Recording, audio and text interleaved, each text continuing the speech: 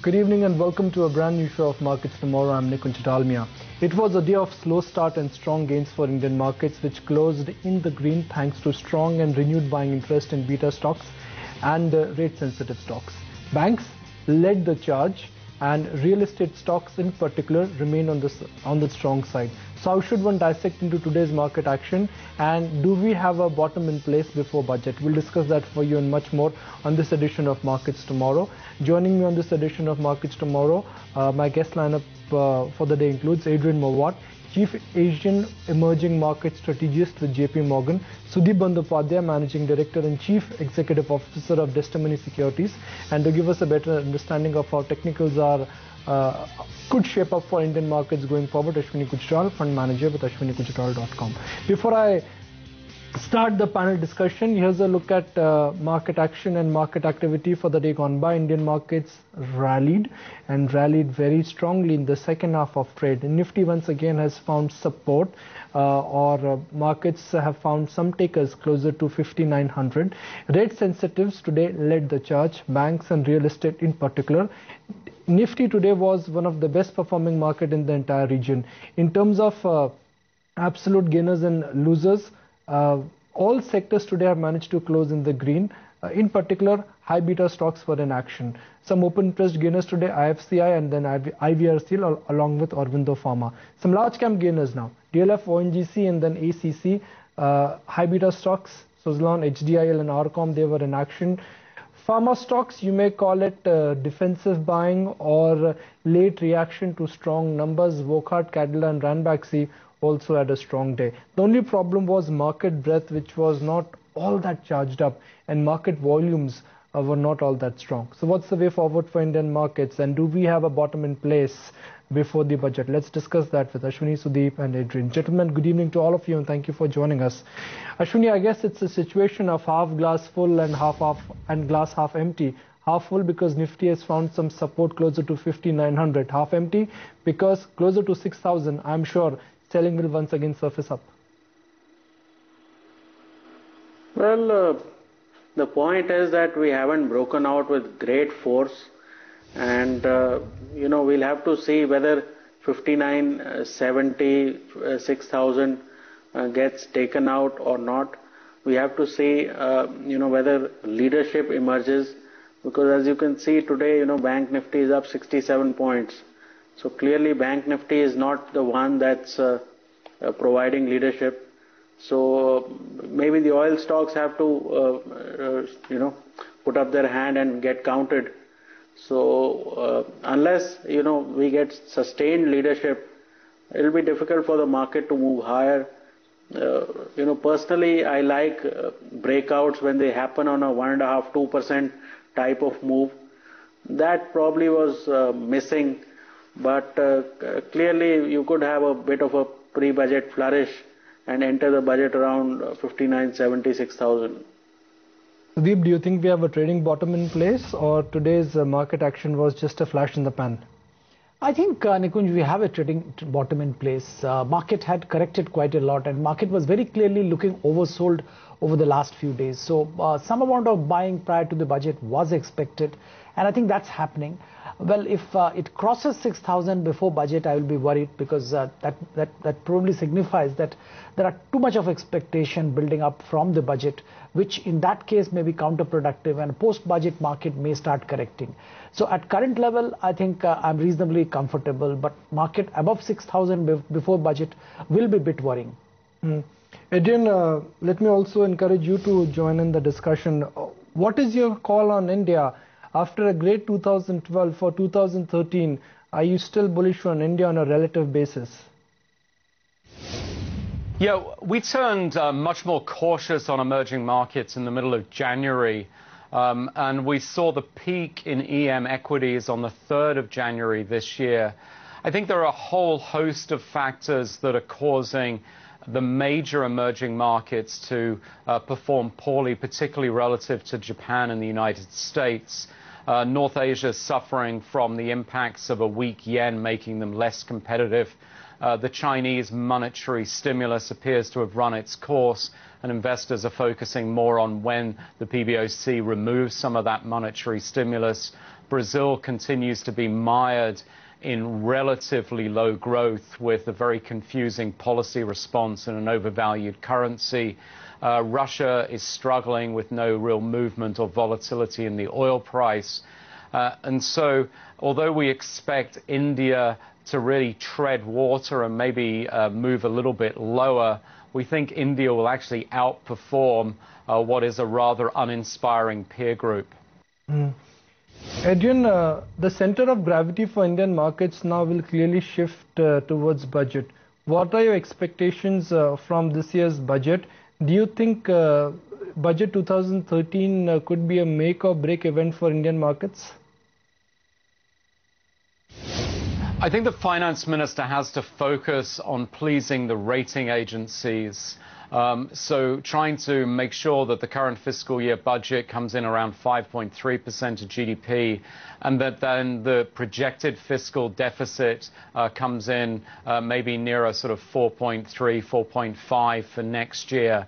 The finance minister, Mr. Chidambaram, has traveled around the world meeting international investors. He's been very clear that his main objective is to please the rating agencies. So I think that's going to be the main focus. If you look at what that actually means, it means that they will have to cut back on planned expenditure, and I think that's what's going on. So we do run the risk that economic data for the first quarter of this calendar year disappoints as we get less government spending.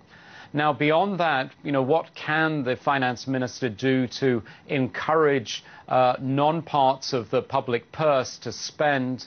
I think if we can get some more clarity on taxation, if we continue this reform momentum, I think if they encourage the PSUs, and many of the PSUs in India are relatively cashed up, to increase their investment spending.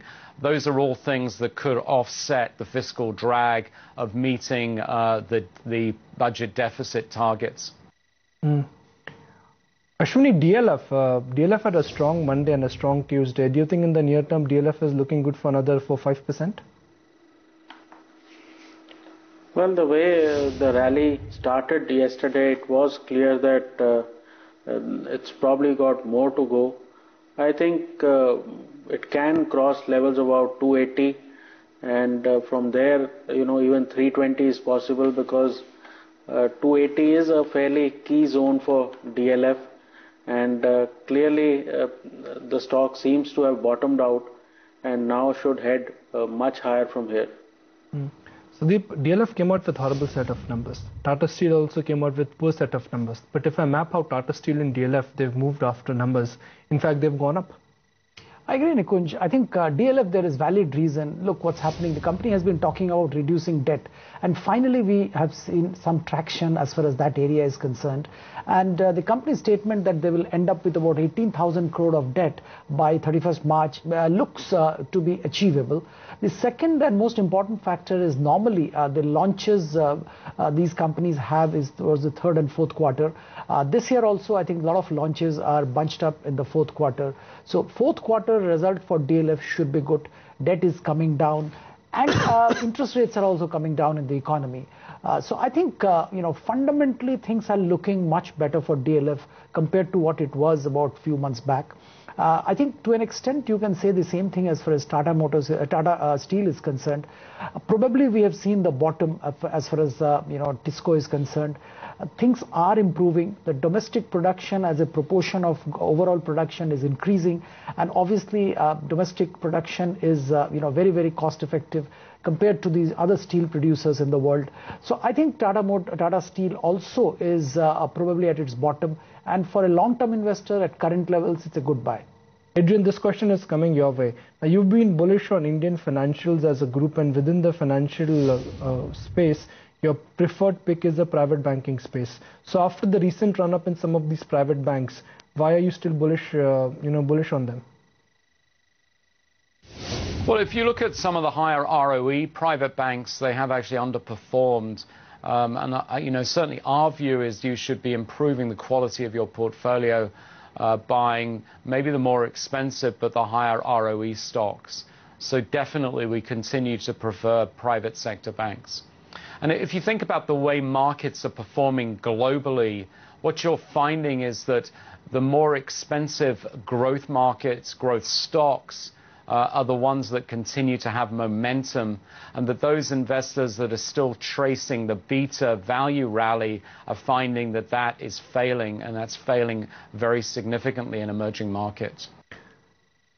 Ashwini, good call on Ranback CA. The stock today appreciated on okay volumes. What's the way forward for Ranback CA and then rest of rest of the group rest of the pharma group? Well, I think Ranbaxy is due for a strong pullback. The 200-day moving average here is about 486, 490. So, at least one test of that is easily possible. So you could easily find Ranbaxy at 450, 460 if you get a bit of good news.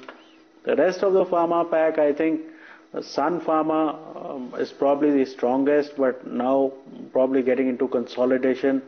Wockhardt is looking like we could see even levels of about 2,000 out here. So while Ranbaxy is a beaten up pharma stock, there are others which are stronger and moving to the upside. So right now, given the state of the market, you probably have to take both. Deep, you've been a big fan of the pharma space. Pharma stocks have delivered once again, and honestly, in an environment when rupee is no longer a headwind, it is a tailwind. Is it time to go whole hog in pharma? Well, definitely, Nikunj. I think we have been extremely bullish on pharma for quite some time, and we continue to maintain our bullish view. Of course, you need to be a bit, counter-specific, stock-specific, but still, as far as Indian pharma is concerned, there's a long, long way to go. We are definitely on the threshold of a major upswing as far as pharmaceutical industry in India is concerned. Whether it's manufacturing, whether it's contract or otherwise, whether it's R&D, clinical trial, every area I think is going to witness a major boom. And most of the Indian pharma companies are doing their job right, and they are going to reap the benefit over a kind of next 12 to 24 months. If you look at the large cap, I think most of them are getting their act together. Yes, there are US FDA related issues for some of the companies, but by and large, they're getting their act together. Look at the mid cap and small cap. I think they're doing an even better job. They are becoming potential targets for takeover, or they are becoming the outsourcing partners of global multinational companies. So I think, good days are ahead even now. Adrian, do you worry about the kind of slowdown Indian economy is experiencing, especially the consumer slowdown, because car sales have plummeted, retail sales are down, and suddenly restaurant owners are complaining that the weekend sales have gone haywire? The answer is we do, and we are actually underweight consumer discretionary sector in the economy.